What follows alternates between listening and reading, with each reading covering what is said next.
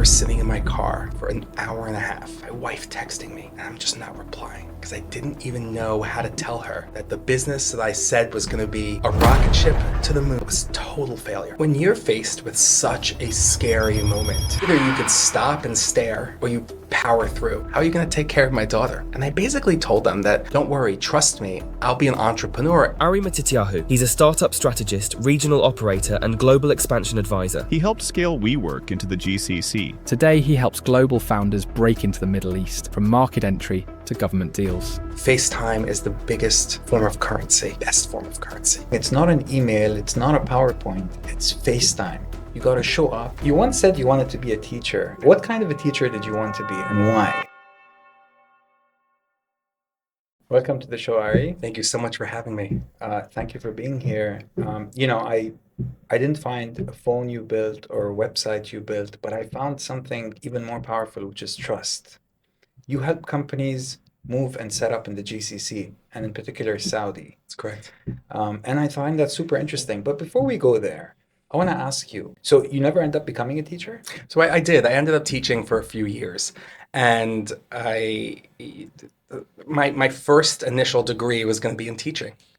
And I was so excited. And I remember going to school, I had a tie on, and I was like in my 20s at that time.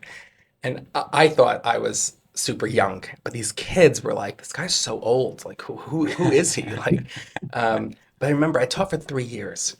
And as I was, year after year, I loved the work, and I loved working with the kids, and I loved kind of seeing kids graduate and move on to the next level, and then kind of ushering in a new generation, like a new class.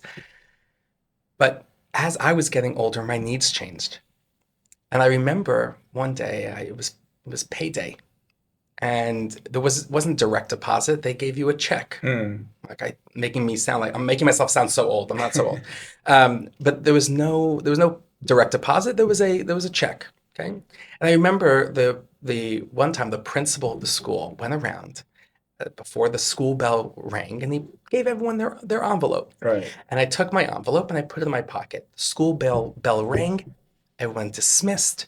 I walked to my car. And I always sat in the car. Before I turned it on, I would open up the paycheck. Happy day. It was a great day. It was paycheck day. Yeah. I remember, for whatever reason, opening that paycheck, opening it up, and seeing how much money I didn't have. Oh no, but why did you see the glass half empty? And I wanted to get married, and I wanted to have kids, and I wanted the life, a different life. I wanted a kind of a better life than where I grew up in. And I love the life I grew up in. I'm so blessed to have it. But we all want better things. We want better things for our children, for our families. How we want to live in our 30s is different than how we want to live in our 20s. So true. I was also dating a girl, and I really liked this girl. That's always a good sign. It was such a great sign. So I just married one. It was cheaper and easier. And I really liked her a lot. And I wanted to give her a better life. So all these emotions were kind of going through my head at that time. And I decided I'm going to finish out my year. And I'm going to pivot. Instead of becoming a teacher, I'm going to go into business. I said to them, guys, I love this, but I'm not going to come back.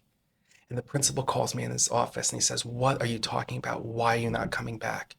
This is horrible. And you seemed very passionate about it. So, Yeah. It didn't seem like you were doing it for the money. No, but I was just young. And that chapter of my life was kind of coming to an end. And what happened with the girl? I ended up marrying her. Oh, wow. But it was funny. My in-laws, and I remember I went and I sat with my in-laws, and I was sweating. I was getting ready to ask my father-in-law if I can have his daughter's hand in marriage. I'm sweating at the table. Both their parents are sitting at the opposite end of the table, just like you and I. I'm sweating, and my voice is cracking, and I'm like, I felt like I was that 6th grader, 8th grader, the ones that I like pep talk, before a game or before a test. No one was pep talking me. And I look at them and I say, I love your daughter, and I would love to have your blessing to marry her. And my father-in-law looks at me, looks at his wife. My mother-in-law looks back at me, and he goes, aren't you a camp counselor? And I said, No, I'm a teacher. He's like, what's the difference? How are you going to take care of my daughter? And I think at that moment I was like, no, I am a teacher and I can totally do it, but I have plans. I have ideas. And I basically told them that, don't worry, trust me, I'll be an entrepreneur and I'll make money and I'll take care of your daughter. They didn't buy it. No. They didn't buy it. Even till today, my father-in-law still thinks I'm a camp counselor, after all the stuff I've done. But I married the girl and I pivoted into business, but I always kept that passion for teaching, for helping others. Very interesting story. I was once at this franchise exhibition. So I used to have a healthy food brand, and 10 years ago, when we wanted to scale it up, we used to have franchise exhibitions. Yeah. So we have this franchise exhibition that happens in Dubai, and this is about 6 years ago. We show up at the franchise exhibition, and it's about 3 days. So the first day we're sitting down, people pass by, they drop their business cards, and every time I see someone, I know that they're not so serious by the questions they would ask. And the last day, so this is the last day of the 3 day exhibition, the last 10 minutes, I decide to go out, leave early. And when I leave, my co-founder calls me and says, Mahmoud, you'll never guess what? This guy from Saudi came and he passed by and I think he's the real deal. He wants to do 50 branches. We need to go meet him in Saudi. Yeah, he's leaving now to go to Saudi. Yeah. And you missed it? I'm like, oh my God. So I got on a plane the next couple of days, went to Saudi. I didn't know who I was meeting or what to do. But I showed up there, and that was one of the best decisions I ever made. Which makes me think about your story. And I want to know about the first time you went to Saudi and what that experience was like for you. My first time in Saudi was kind of wild. At the time after after I left teaching, I went into just being an entrepreneur, and several ideas later, I started working for a company called WeWork. WeWork. That's right, It's a WeWork. huge company. Huge company. Back then, I think it was a little bit bigger. How did you get in? Tell me a little bit about that.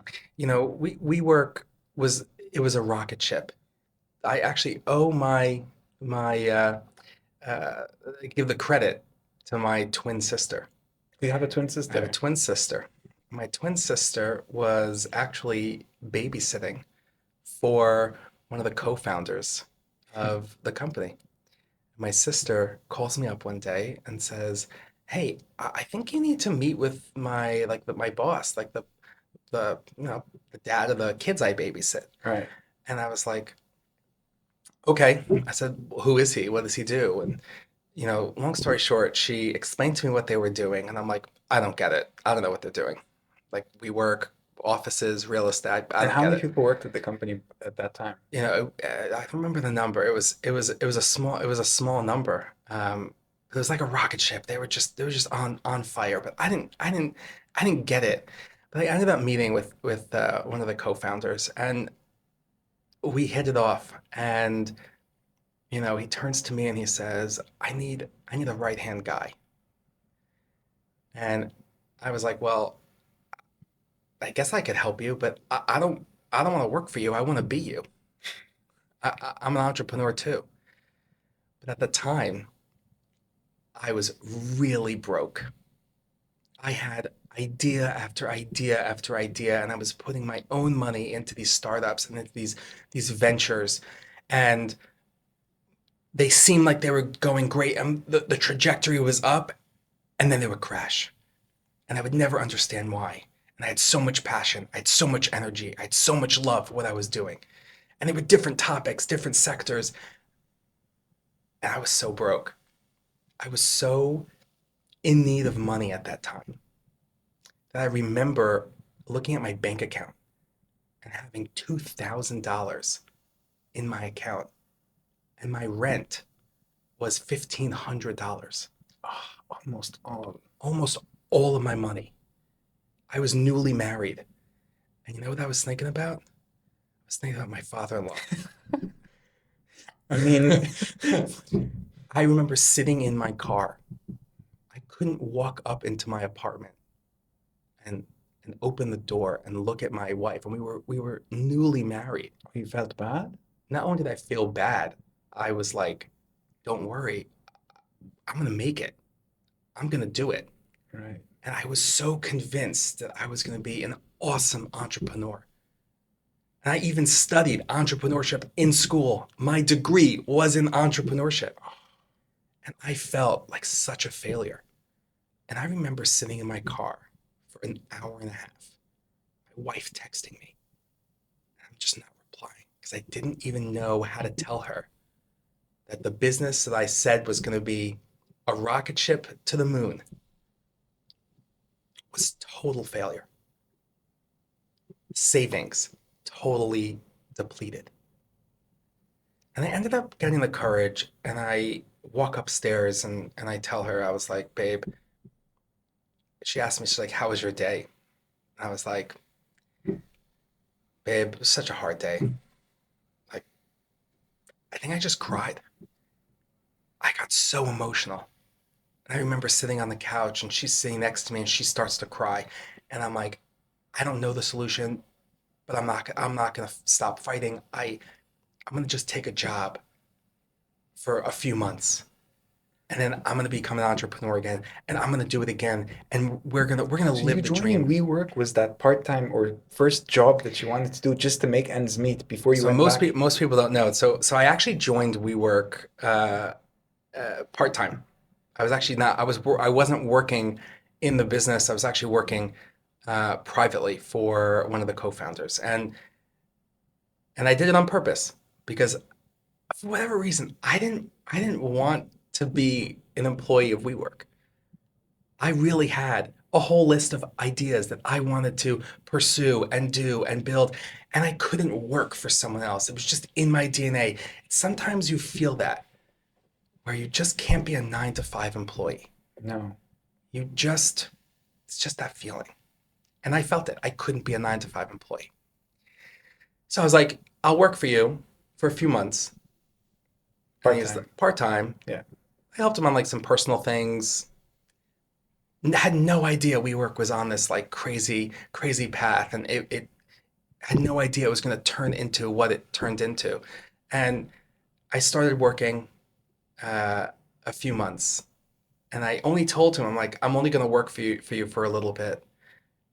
And joke's on me. I ended up, staying there for a few years. And in the middle of the night, I get a phone call from one of the co-founders, and I said, "Hello." He goes, "Hey, look, pack your bags. We need you to go to Saudi Arabia." And I think it was like the middle of the night, and we were talking about it, and I was like, "What?" Like, yeah, yeah, like we joked about it, but I didn't think you were serious. And he's like, "No, I'm dead serious. Like, we need to go." Hold on. What was your perception of Saudi then? I think just like what everyone else was, a place that's all desert. There's no like I can't relate to anyone there. Culturally, totally different. I'm this American guy. I've never been to the far out Middle East. I really thought it was a joke. It was the middle of the night. I thought this was like a total prank Or a bad dream? or a bad dream. But I was like, okay, let's talk about it tomorrow. Like, I'm gonna go back to sleep. Let's talk about this tomorrow if we're really serious. Right.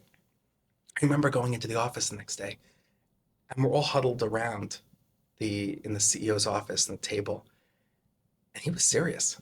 He's like, "No, we gotta go." And there were a lot of conversations back and forth. Who was gonna go?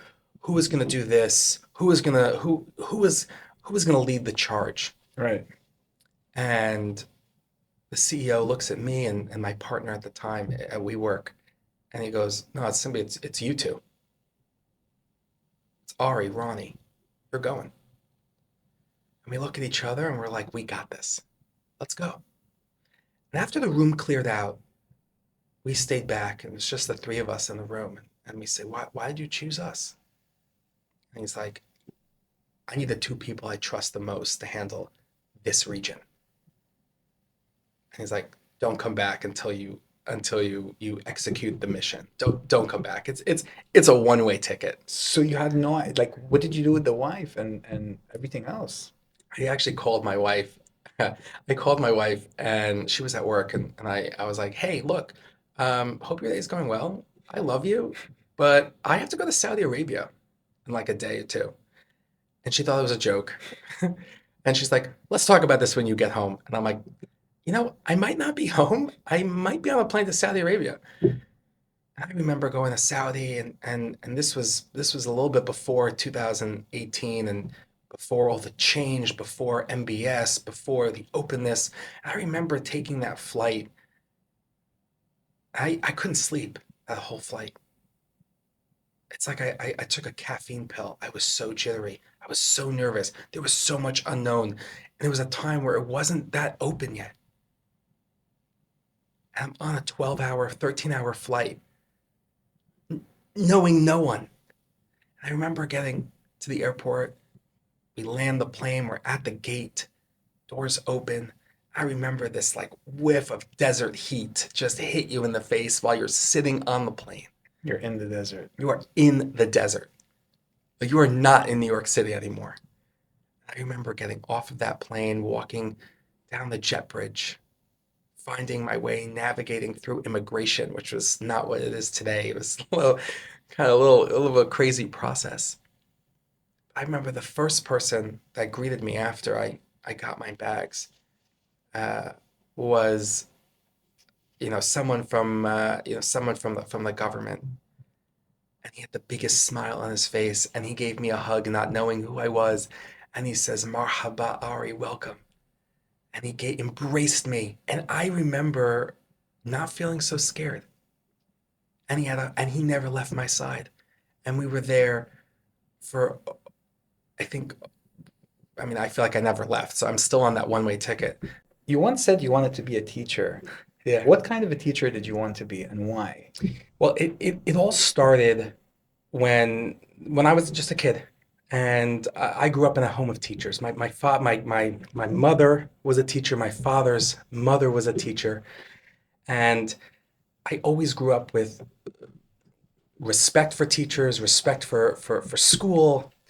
And it's not until I got into 6th to 8th grade where I found there was such a need for positive role models during those critical years, from 6th grade to 8th grade.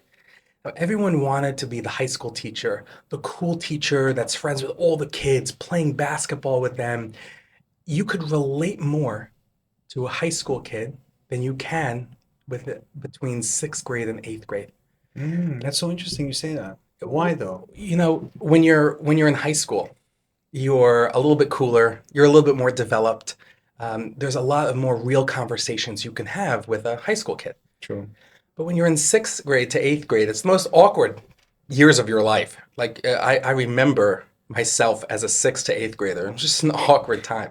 And we can laugh about it now, but when you're in it, you're going from a lower school into a middle school. Just so much change happening during those years. And during those changes, I saw, not only within myself, you need those role models to help you, to guide you, to show you it's okay. The beginning of the teens. Sure. Is so powerful because you never know what that kid is going to do in the future because of the change that you helped him go through.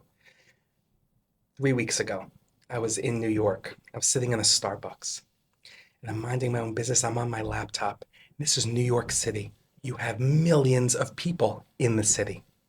And as I'm typing away on my laptop, in the middle of a Starbucks, someone taps me on the shoulder. And he goes, "Mr. Ari, is that you?"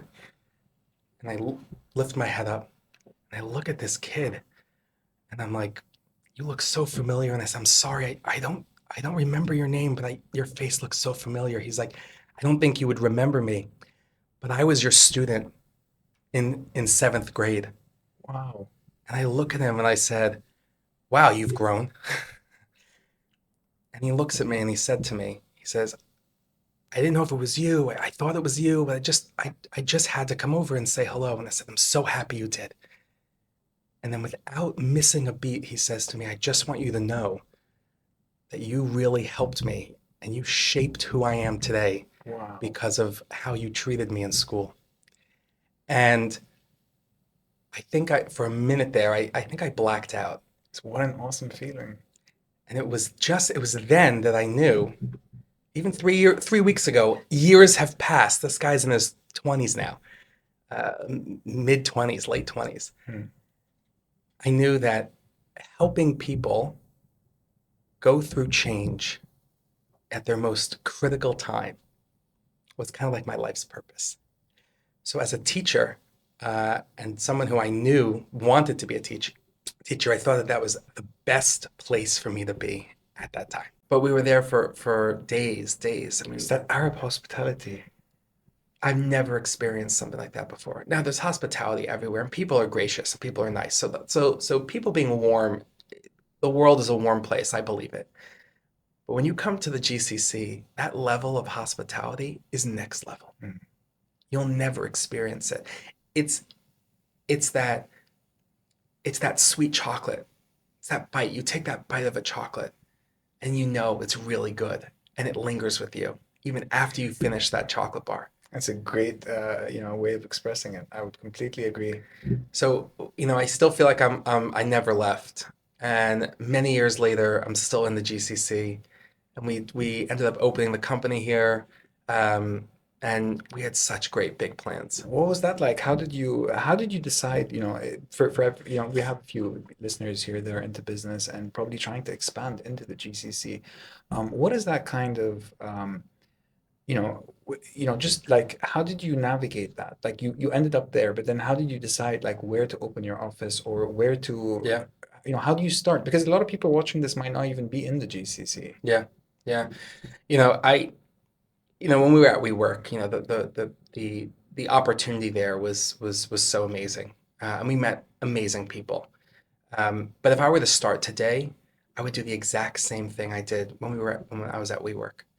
It's all about relationships. It's all about people. It's all about how you treat people and how you show up. And WeWork, they did many things right and in some ways and many things wrong in others. But the one thing that they did was give us a one-way ticket. Because once you land here, you can't leave. You got to keep showing up. You got to keep coming back. And I always say FaceTime is the biggest form of currency. It's the best form of currency. So you've been back and forth, the GCC, New York, 10 years now. And you're saying it's not an email, it's not a PowerPoint, it's FaceTime. You got to show up. Yeah. You got to meet. And do you ever feel like you're teaching, but in a different way now? Yeah, well, I think that I'm always going to be a teacher. Underneath it all, as successful as I can be as an entrepreneur, or I have my failures too. Everything I do, there's an underlying sense of I want to teach and I want to help and I want to mentor, and that's what kind of kept me here in the Middle East. And after I left WeWork, I had a choice to make. I can either go home to the States and sit in New York City and kind of like twiddle my thumbs and be like, well, what's next? And kind of leave everything that I've built here. Leave it here and don't look back. Or I could just take a beat and say, 1 second. There is so much opportunity here, so much to give, so much to learn, so many people to help and advise and guide. And in that moment, I remember sitting in the Riyadh airport, and I was going home for the last time. And I remember calling my wife and I'd be like, hey, babe, I'm coming home, but we're going to go back. And I ended up making a choice right then in the Riyadh airport after I was my last trip with WeWork that we were going to stay. And I was going to build and incorporate my office, my company in the GCC. And this was my legacy. This is what I've been, gearing up towards. So after WeWork, you went and set up your own office.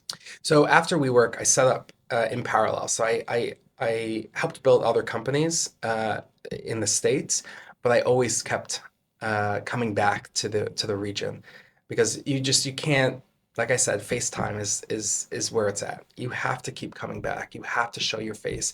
Out of sight, out of mind. So as I was building other ventures and other ideas and other businesses, I always kept coming back and pushing all that knowledge and know-how and relationships forward. I never took my hand off of off of the goal.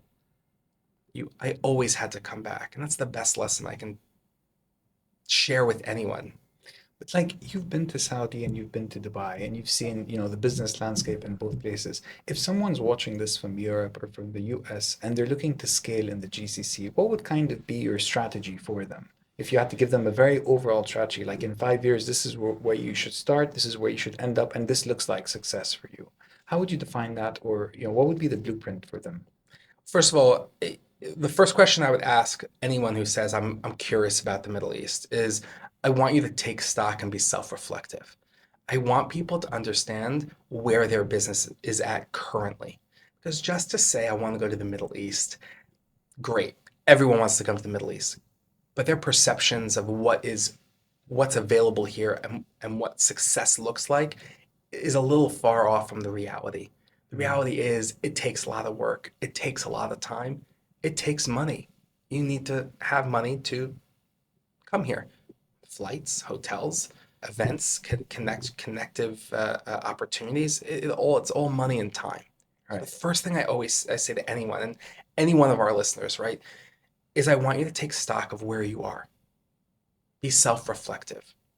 If you're at a point where you can handle a new market anywhere in the world, that's the first check. If you can handle expanding anywhere in the world, that's your first check. The second thing is you need to ask yourself, are you going to have enough time? Can you commit to going back and forth from wherever you are? If you're in London, if you're in New York, if you're in Latin America, can you come back and forth? If you can move here, great. You're all in. Wouldn't say that's necessary yet, but can you go back and forth? If the answer is no, don't come here. If the answer is, I can commit to coming back once a month, check. Move down. So it's taking stock of where you are. Do you have the time to, can you expand? Do you have the time to do it? And the last thing is, are you willing to go beyond your comfortable limit? Are you willing to meet as many people as possible and keep those relationships alive? Not just a meet you first, send a quick text message. Great to see you, hope to see you soon. People here in this region, locals, Saudi, Emirati, Qatari, Bahraini, right, Kuwaiti. The GCC wants to test how serious you are. If those people who are serious and you pass that test and you break bread with them and you show you care before you want to make profits, you'll do very well in this region. And they'll invite you and open their arms, open their homes, and it could be a great, great opportunity. How would you compare this region to a place like Europe, for example, or the US? You want to start doing business. Let's say you have a business and you're looking to expand. You have a business in India, you're looking to expand in the US, in Europe, and in the GCC. How would you compare expanding in the GCC to like a Europe or an American market?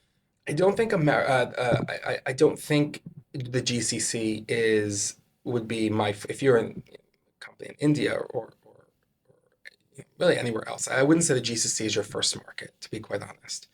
There are much more mature markets that can handle expansion from any other place in the world. Their mechanisms are geared for it. Their systems are geared for it. Their laws are geared for it. The GCC is still growing, and they're still figuring out. There are still pain points for them.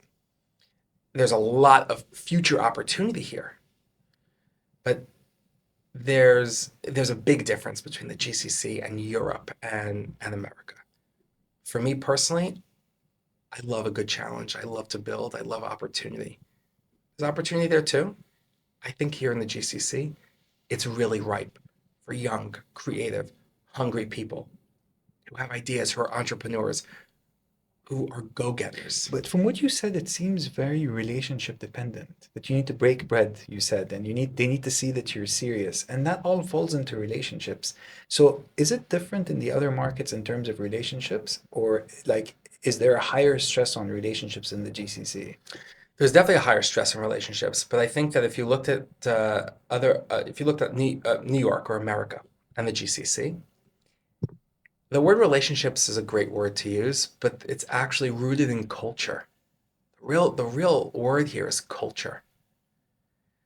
And what I love about the GCC is it's so easy to get sucked into business culture, the suit, the tie, the formalities, the passing paper back and forth, the deal terms, the American business culture is a little harsh and it's dry. And if it works for both of us, great. It's a win. We handshake, we move forward. The GCC hasn't fallen into that trap yet. And I love it. It's all about culture. The culture, the respect they have for their culture, the respect that they have for where they came from and where they want to be. And it doesn't mean that you forget where you come from and you adapt to the new way of doing business.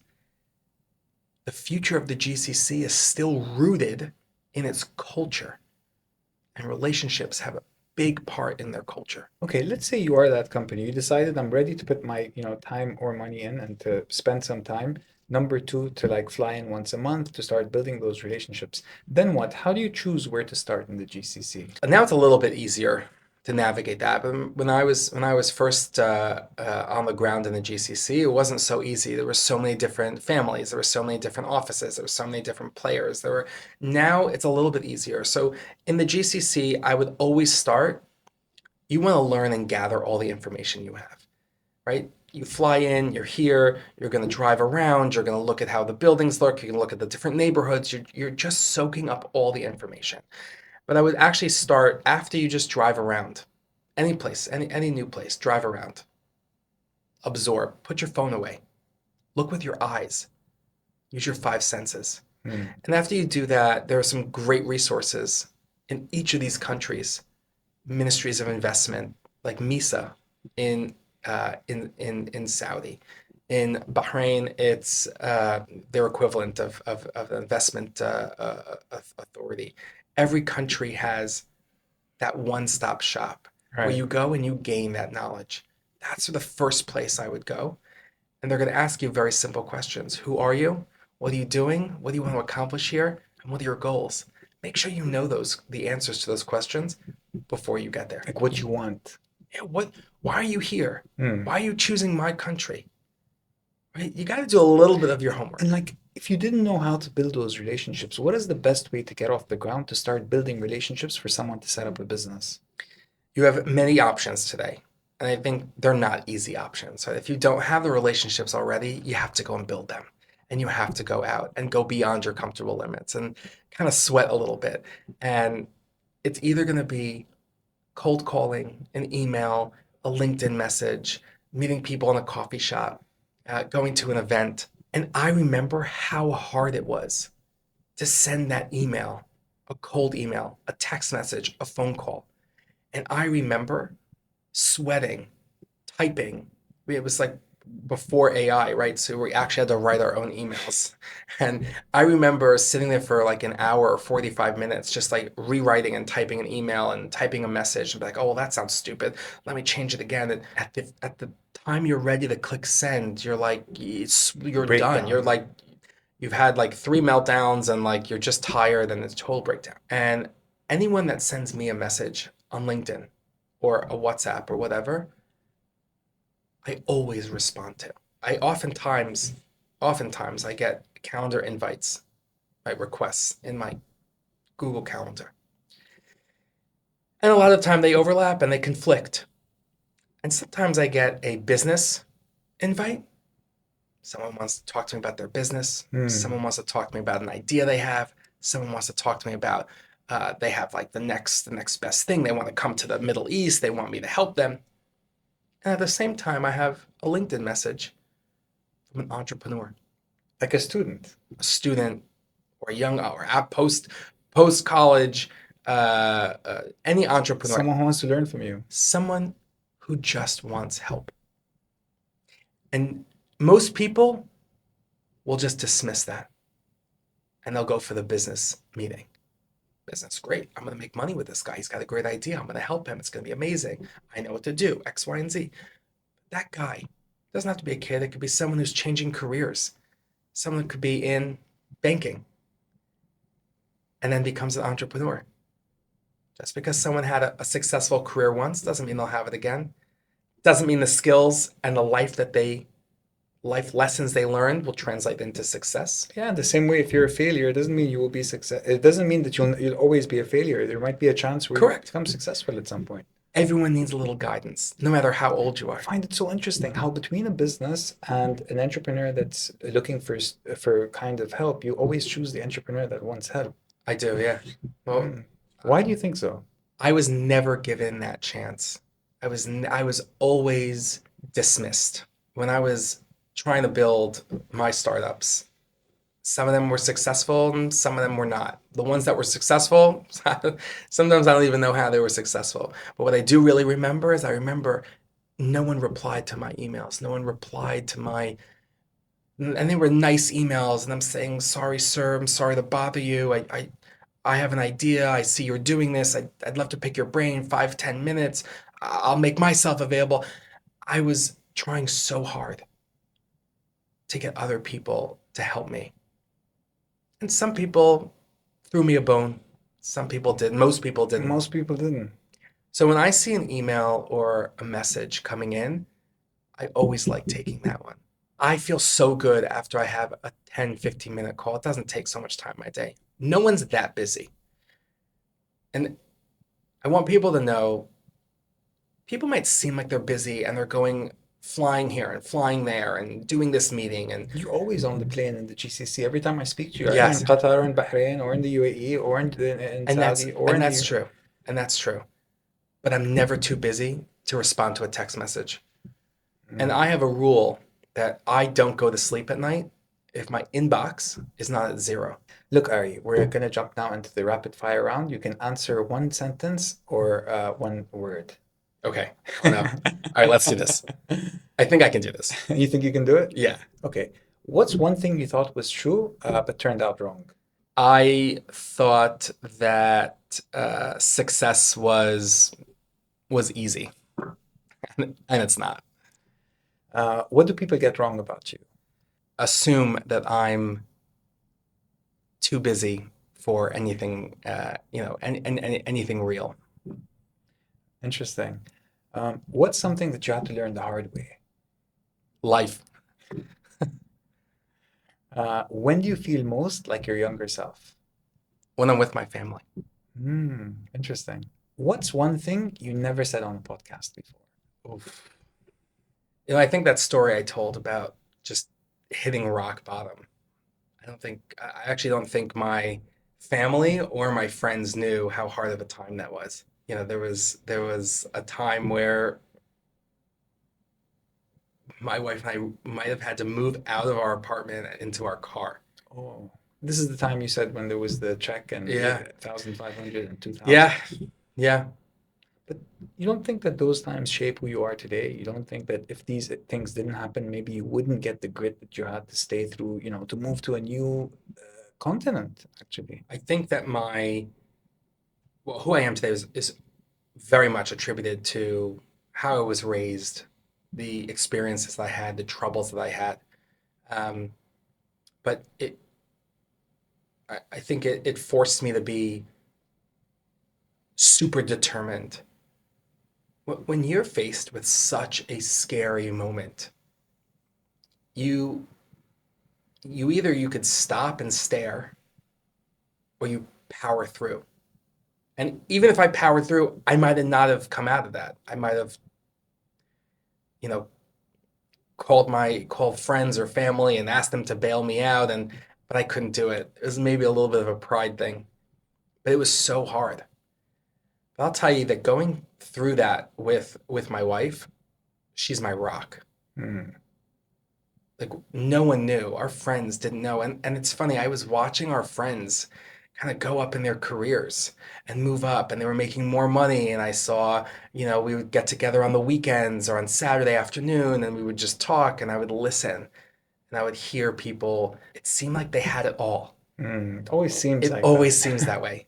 And they may have had it, and they were being successful, but here I was sitting around my group of friends, and I couldn't contribute any success.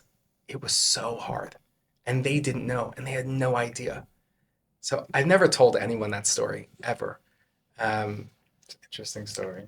so if it helps and it brings people comfort and it brings people, out of that rut, I'm No, happy I thank you shared for it. sharing. I always feel honestly that, people that, I'm on this podcast and I've met, this is show number 25, and I've met quite a few people that were very successful, but I think they forgot to mention or forget to mention sometimes that vulnerability part. And even when I asked them, I feel that they got so used to being the big boss Hmm. that they sit down and they forget that most people are not as successful as them. And the only way they can actually connect with those people are by sharing those tough times and those emotions. So the person that's watching knows that they also, that successful person they're looking at also got their email rejected one day, also got someone not to pay Yeah. attention to them. You Yes. can't just see someone at the top and think, oh, this person, he worked here or he came to expand in the Middle East.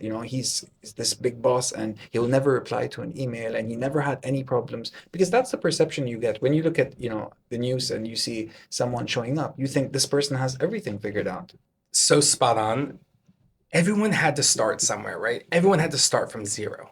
I don't believe in people saying, "Oh no, well, you know, I got a gift and I'm hitting the ground running." I believe everyone has started from zero. And there's a story when I was a really young kid, and I asked my dad for something. Mm. I don't remember what I asked him for, um, but I remember I asked my father for something. Now my father's Middle Eastern guy.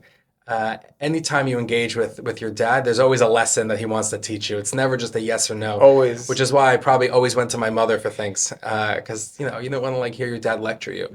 For whatever reason, I remember I asked my dad for something, um, and he immediately said no.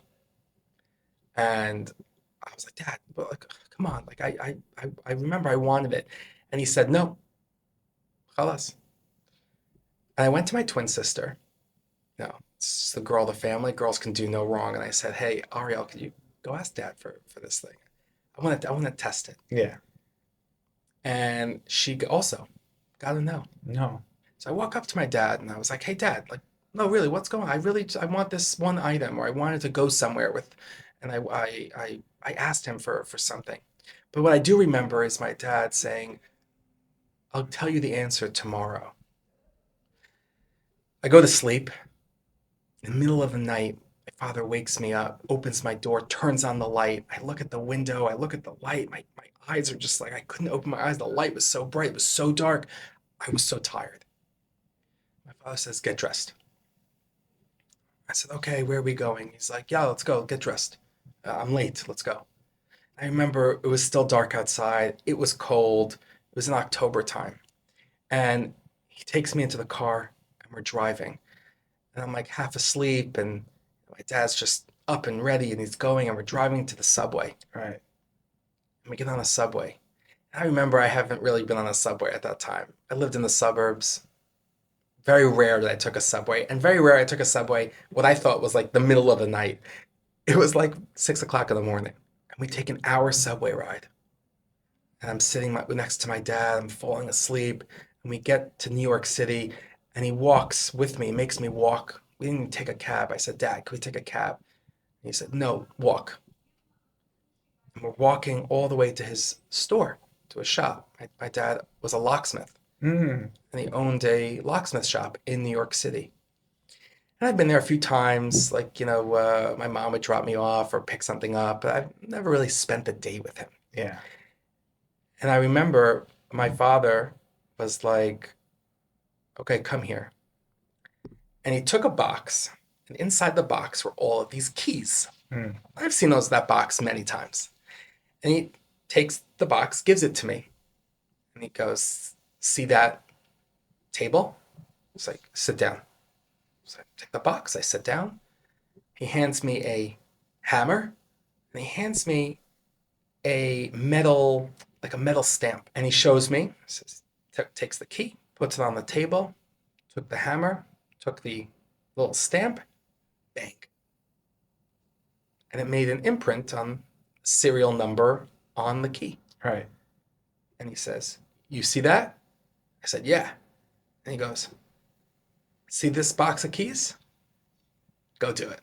Go do it. And I was like, okay, cool. I'll do it. It's a young kid. Mm, Bang it out. amazing. One after another. And then when I was done, I thought I was done. I'll be like, Dad, can we go home now? He made me stay there for 9 hours. Smart father. And when I was done with one box of keys, he would come with another box, dump it on the table. Doesn't finish. At the end of the day, I was so tired. My hands were black, just touching the metal keys and everything. I was hungry.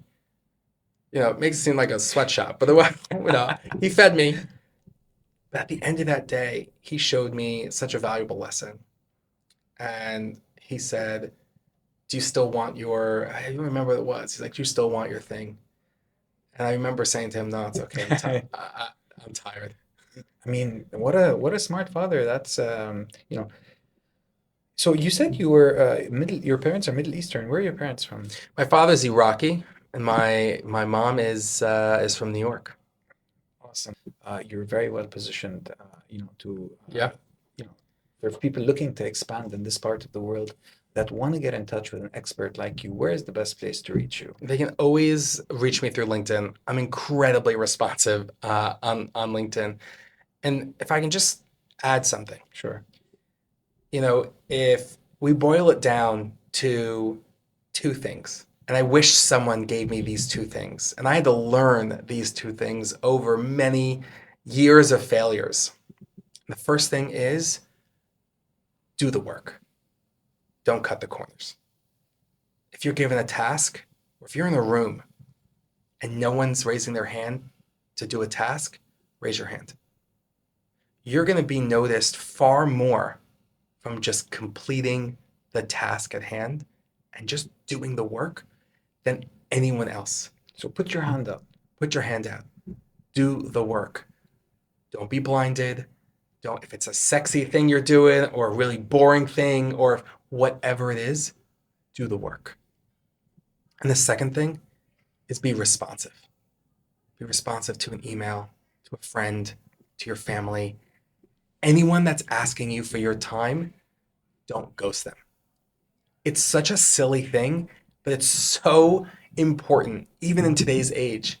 Everyone's hiding behind their emails. Everyone's hiding behind a text message. Technology is beautiful and amazing in most ways. In other ways, it's so hard. Be responsive. Don't ghost someone. Respond. It's okay for people to hear the word no.